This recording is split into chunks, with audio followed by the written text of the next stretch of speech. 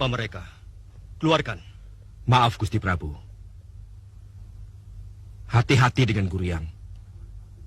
Mereka nakal dan selalu licik. Kenapa aku harus takut? Kan ada kau yang mampu meringkus mereka. Ayo keluarkan.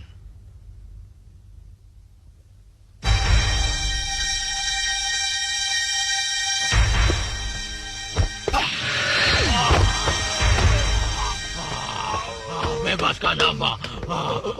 Bebaskan hamba. Kau tahu apa hukuman seorang Guryang yang ditaklukkan oleh manusia?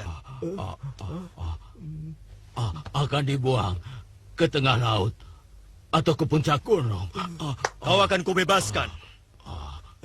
Kalau mau, bersumpah setia kepadaku. Hamba bersedia, Tuan. Baik. Kalau kau berani menyalahi sumpah, abdiku dengan mudah akan kembali menangkapmu.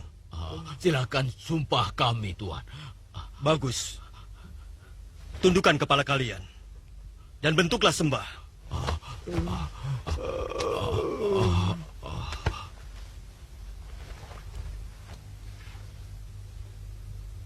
Sang Jagatnata akan menghukum kalian. Kalau berani mengganggu rakyat Madangkara dan seluruh kerabatnya.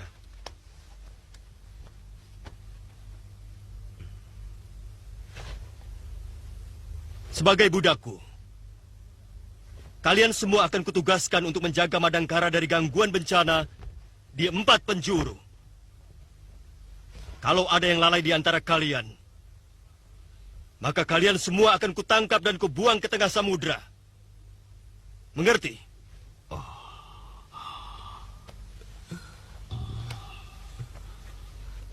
Daulat Tuanku. Laksanakan tugas kalian.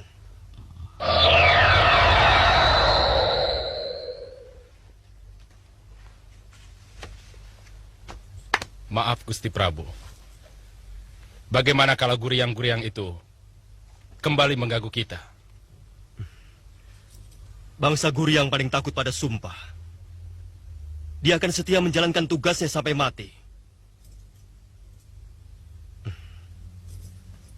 Pranaka, aku kagum pada kehebatanmu. Sesuai janjiku, maka kau akan kuangkat sebagai senopati muda yang akan membawahi seluruh Bayangkara Raja. Terima kasih, Gusti Prabu. Sekarang aku terancam. Jadi, pendapatku, lebih baik kita serang Madangkara sekarang juga. Tidak, Ki Busur. Itu akan sia-sia. Kami sudah sepakat untuk melakukan perjuangan jangka panjang. Apa yang telah kami lakukan sudah mulai menampakkan hasilnya. Beberapa penari Telaga 9 Bidadari sudah berhasil memikat para pejabat penting. Aku tidak mengerti dengan cara perjuangan kalian. Apa yang sedang dilakukan oleh Prabu Mangkubumi Rangkamalih dengan semua teman-temannya yang mampu menendang Pangeran Damar Kencana dan menipu Prabu Kuntala, itu baru perjuangan yang sebenarnya. Bukan dengan penari-penari. Perjuangan semacam itu butuh kekuatan yang besar sekali, Ki Busur. Sekarang ini, orang Kuntala sejati hanya tinggal beberapa gelintir. Sehingga menurut cara perjuangan yang berbeda, tidak dengan ini, tapi ini. Jadi apa yang harus kulakukan sekarang? Sebab Brahma pasti mencari dan menangkapku. Untuk sementara, Paman harus menyingkir dari tempat Paman. Juga jangan menetap di Jambang Kolot. Karena pemerintah tahu, orang-orang Kuntala sejati banyak menetap di Jambang Kolot.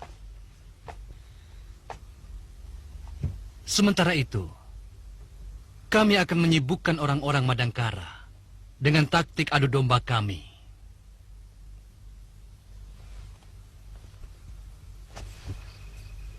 Perlu dipertimbangkan, Mantili. Dan aku tidak bisa seenaknya mengusir Lasmini.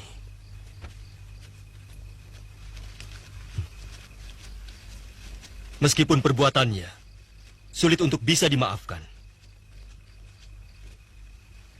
Aku tidak ingin Paman Aragani dan Bibi Ratnasi akan menjadi tersinggung. Karena hal ini akan lebih bisa memanaskan keadaan. Tapi kalau tidak ditindak, dia dapat membuat keruwetan baru lagi, Kanda Prabu. Itu lebih baik. Sehingga alasan untuk membunuh dan mengusir Lasmini dari Madangkara akan menjadi lebih kuat. Saya bersedia kalau diserahi tugas Kanda Prabu untuk mengusir perempuan binal itu.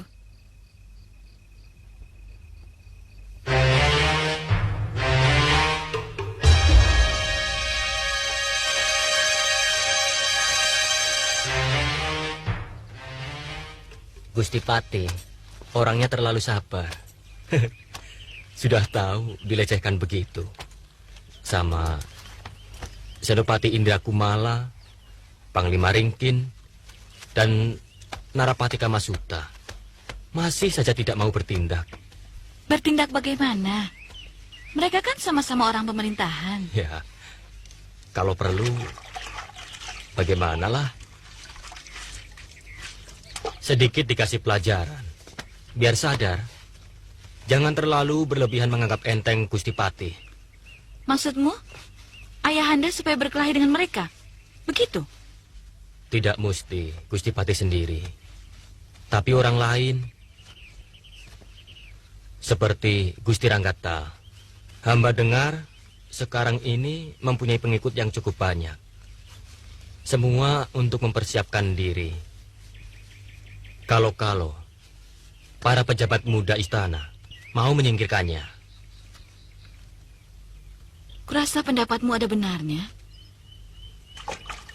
Dan kalau semua pejabat yang dikecewakan itu mau bersatu? Oh, banyak. Dan Lasmini, seperti Arya Wikalpa.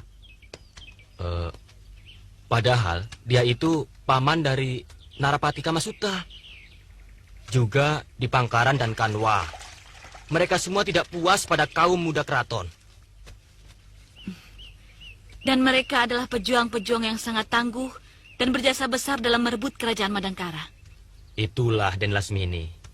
Hamba sebagai rakyat kecil saja sepertinya tidak bisa mau menerima perlakuan semacam itu.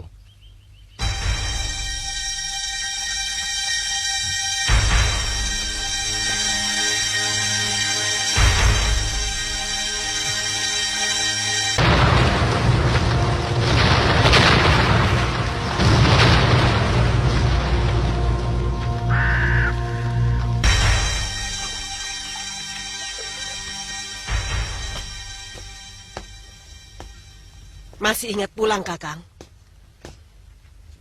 Tentu. Kau jangan terus menyindir-nyindir aku, Nyai.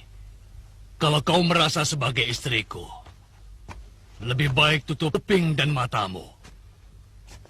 Ladeni aku seperti biasanya. Seharusnya kau sadar kenapa aku jarang-jarang pulang. Ya, karena Kakang telah terpikat oleh penari lacur itu. Apa kamu bilang? Pelacur? Jaga mulutmu, Nyai. Nyidarsi jauh lebih memiliki kelebihan daripada kamu. Jelas, dia lebih muda dari saya. Tidak.